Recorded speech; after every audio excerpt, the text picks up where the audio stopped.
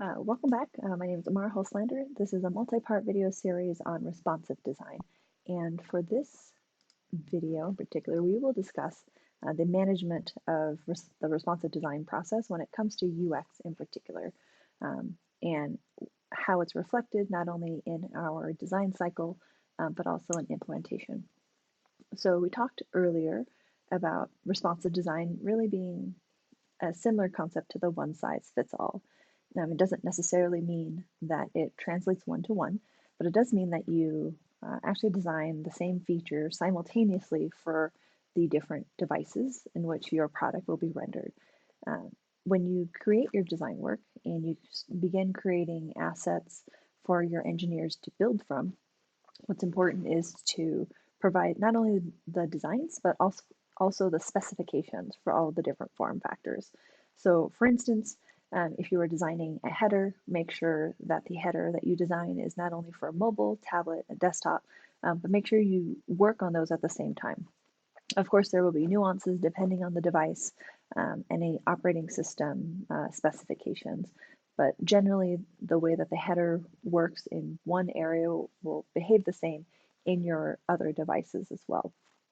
So don't wait to finish up all of your mobile design work before you approach your tablet or before you approach your desktop design. Really what we want to do is design kind of these similar features in parallel so that not only are they consistent, but also so that your process is a little bit more streamlined.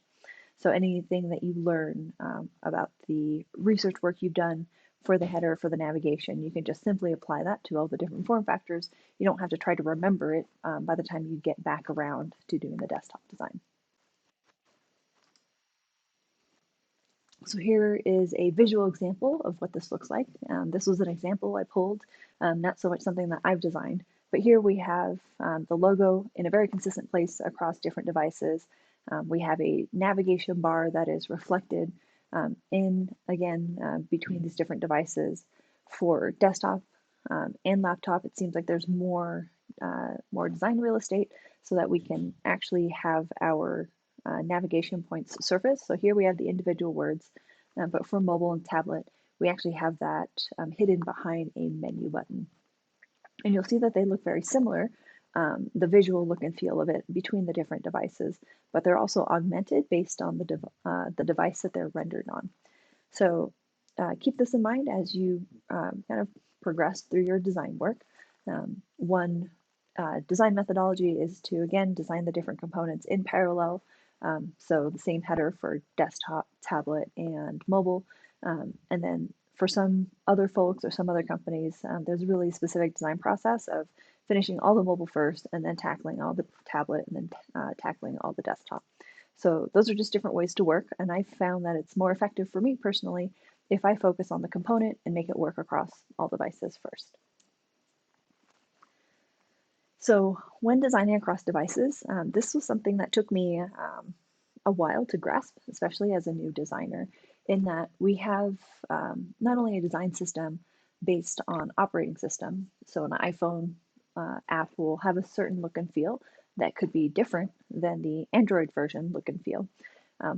But not only are there guidelines and patterns that are requirements of those operating systems, but then there's also requirements of those individual design components across the different sizes in that family as well. So the way that something looks and feels on all iPhones looks very similar to iPads, looks very similar to the any desktop or tablet apps for a Mac. And similarly, we have that kind of same mental model for Android designs as well. Something else, kind of an added dimension of complexity, was actually the company's brand and look and feel. So when I was working on my design work for Amazon, but it was a product that would be published in the Windows store, not only did I have to kind of make sure that Windows users would be familiar to them, and they would be able to know how to use all the different functionality based on the native operating system. But the extra challenge was still making it look like an Amazon app, since their look and feel and their aesthetic was very different between the two companies. So Again, not only designing across the physical devices, but also the operating system and the brand as well. So it's a lot for a UX designer to juggle, but again, it's a complexity that is welcome in the design community so that we can help solve these user problems together. As you design across devices, just like I had shown earlier about the different design philosophies between mobile, tablet, and desktop, it's important to consider the end-to-end journey around those devices and the usage patterns for those devices. So this will be uncovered through significant user research to better understand how a user would expect your product or a product like yours to behave or to provide information on mobile and how that's different across all of the other device sizes. So make sure you not only have a design hypothesis, but you test against it, and you also conduct some generative research to learn more about your users before you start the design process. So this is a screenshot that provides, again, just the differences between look and feel between Android and iOS. So in the center column, I guess here, we have the App Store, which they call the Google Play Store, for any device that runs the Android operating system. And you can see that, we have these numbers and an icon and the information about that app on the right side, and we have a navigation bar just along the top in general. You will then notice on the right that we have the iOS kind of App Store. So the iOS App Store is only available for devices that run iOS, which is for Apple mobile devices. So here you'll notice the same kind of patterns. We have the numbers, we have all of the icons, and then the information about the apps, and then a download button. And we'll see toggles here based on the top versus the tabs here in the Android design. So as you can see, they actually look very similar, but they have their own design system that's applied to it. So it's important to keep these differences in mind as you're designing a native experience for those individual product stores, so the App Store, the Google Play Store.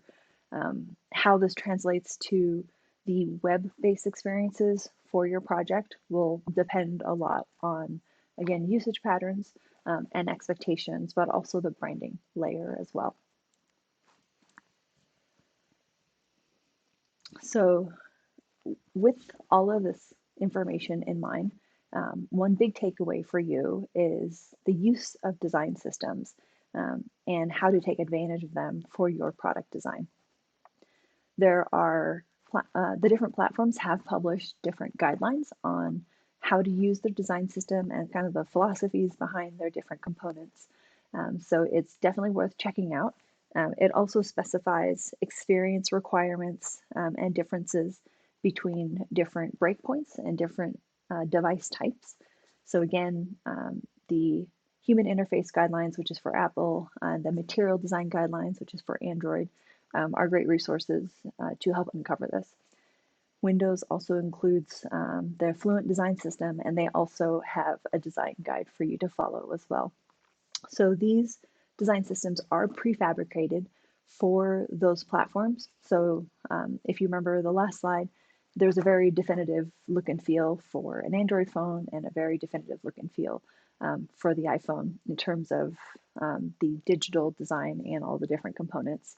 So those have been established and standardized for those devices by the folks who manufacture those products. So it's, at least with Apple, I know that it's been a very rigorous approval process of getting something into the store and launched. That was a huge deal for some of the startups that I worked with. The Google Play Store can also be fairly rigorous when it comes to quality assurance and making sure that someone who knows how to use the Android operating system can in fact use your app as well. You may extend the design system that's been provided by Apple and by Android to fit your design aesthetics and the intended look and feel and brand of your product. So not everything has to be bright white or reverse color, so a thin outline on a white background. You can customize those colors and the artwork to fit your brand. and the look and feel of your parent company, just knowing that the components need to eventually live in the same areas that have been prescribed by those companies. So being able to, again, create once and use everywhere becomes a necessity at this point, so that you're not recreating a lot of these assets for the different platforms, but also should cut down on the development process. I have another section or another video in here where I talk a little bit more about using user interface kits, which is also called a UI kit. And that should give some more information on the direct application and a couple of tips on how to do so. With mobile design and your responsive design projects, I would say that a good rule of thumb is to start designing small first and then work your way up. It's a lot harder actually to start with desktop and move all the way down, because there's this reduction in content. Again, with the practices and the philosophies behind lean forward design and lean back design, and the desktop design philosophies, we have different use cases for those devices, and designing around them means that it could be complicated if you start with desktop first. So you start with mobile because it's not only the smallest device, but also the most simplistic device in terms of expectations and interactions. I would always advocate to start there first, and then to start extending functionality with the additional screen real estate that you're afforded. While starting with mobile design, there's also an added benefit of really focusing on the specific interactions and the content that matters. So we have a tendency as humans to kind of spread out the use of our space and our money and our consumption habits based on the availability of what we have. That's just normal behavior for humans. So in this case, if we start off with a desktop design, we are compelled to really fill it with important content. All of this is important. All of this belongs on the screen. But in the case of responsive design, starting small means that you really need to just kind of laser focus on a couple key portions of functionality versus trying to do all at the same time. So it actually should be a little bit easier if you work from mobile to desktop versus desktop to mobile. A great way to distill out the content and to better understand and put together the hierarchy of information across these different devices is to create what we call a priority guide. So I'll talk a little bit more about that later. But a priority guide gives you kind of a brief outline of information and how it should be arranged on the screen based on its importance. So it's a great exercise to conduct prior to creating any like high fidelity designs or going into Photoshop. This helps you better understand the content that needs to live in your app, but then also helps your team understand the importance and hierarchy as well, so that they can keep that in mind as they go through the development process. You'll also between different devices, as you're creating your product specifications, be able to designate exactly how much interaction is expected across these different devices. So again, with our tax software scenario, the different types of interaction that I expect on tax software on my mobile device will be way different than my expectations on desktop. So I may be able to input some really simple numbers and data on mobile, but I expect the full analysis and for me to be able to dive deep into different tax forms or entities on the desktop. And that would be very difficult to do on the mobile, just based on the limitations of screen size and input devices. So our next section will be, we will talk about responsive design approaches and how to best manage that workflow.